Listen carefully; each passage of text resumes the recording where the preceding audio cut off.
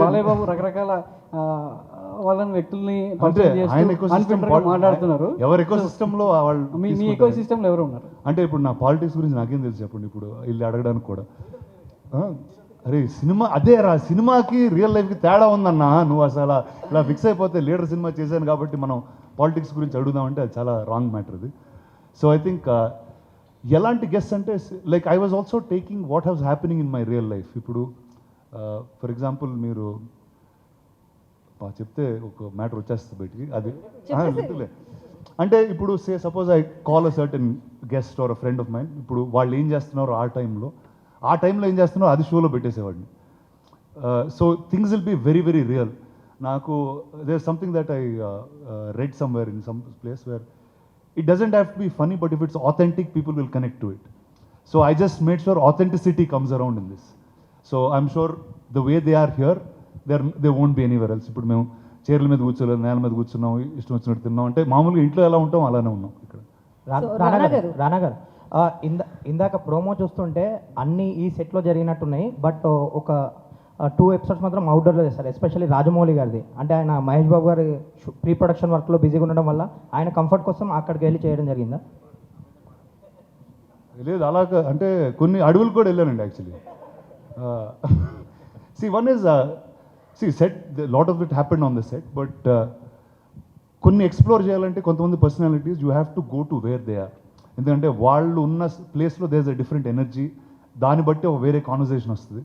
So అలాంటి guests I just made sure I went out and did some stuff. Rana garu ఇప్పుడు trailer చూస్తే, అంటే ఇప్పుడు ట్రైలర్ చూపించినంత వరకు ఇంటర్వ్యూస్ అయ్యాయా, లేకపోతే ఇంకా మోర్ సెలబ్రిటీస్ రాబోతున్నారా?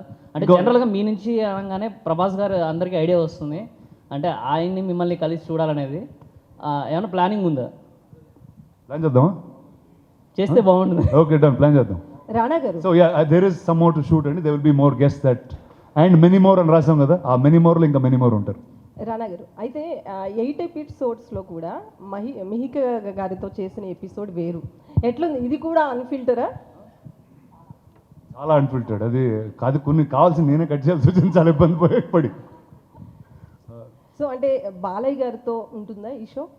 మీరు హోస్ట్గా ఆయన ఫ్రీగా ఉంటే ఖచ్చితంగా అండి. కాంటాక్ట్ చేస్తారా పోనీ? అంటే ఆయన కూడా షూటింగ్లో ఉన్నారు, బట్ 100% ఐ లైక్ టు, అంటే I always enjoy hang out Balakrishna garu అండి. He's probably one of my most favourite people to hang out with in the industry, and yeah I'd love to do show with him. So అయితే యూబై వేసారేంటి? ఏ షోకి అట్లా ఉండదు, 13+ వేశారు. ఏమో అది నాకు కంగారు వచ్చింది, ఇది మాట్లాడలేవు అంటున్నారు. సో సపోజ్ ఇందులో మీకు కావాల్సిన మసాలా లేదు, ఎందుకంటే ఆ రేటింగ్ ఇవ్వడం వల్లే, లేకపోతే నేను ఇష్టం వచ్చినట్టు మాట్లాడుతున్నా, అలే మీరు మాట్లాడకూడదు తీసేవారు. సో అలా ఉన్న దాంట్లో కూడా వాళ్ళు బీపులు వేసి అయ్యి చేశారు. సో మీరందరూ ఇబ్బంది పడకుండా, పిల్లలు కూడా ఉంటే 13+, దానికన్నా చిన్న అయితే మళ్ళీ కష్టం, 13+ ఉన్న పిల్లలతో హ్యాంగ్అవుట్ కొట్టి చూడొచ్చు మీరు. అయితే చూడొచ్చండి, ఇది ఫ్యామిలీతో, ఫుల్ ఫ్యామిలీతో యా. మరీ చిన్నపిల్లలు అంటే వాళ్ళకి అర్థం కాకపోవచ్చు ఏం చేస్తున్నాం.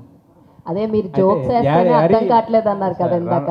రానా గారు ఇదివరకు యారీ షోలో కూడా ఇప్పుడు నాని గారు, నాగ చైతన్య వీళ్ళందరితో ఆల్మోస్ట్ చేశారు, ఒకళ్ళతో 2 ఎపిసోడ్లు కూడా చేశారు. ఇప్పుడు మళ్ళీ ఈ మధ్యలో మళ్ళీ ఈ షో చేసేంతగా ఏమొచ్చింది మధ్యలో, అంత ఇంకెక్కడి నుంచి తీసుకొచ్చారు కొత్త స్టఫ్? అంటే first I think as people we have all evolved, అంటే that is almost some 7-8 years ago అండి.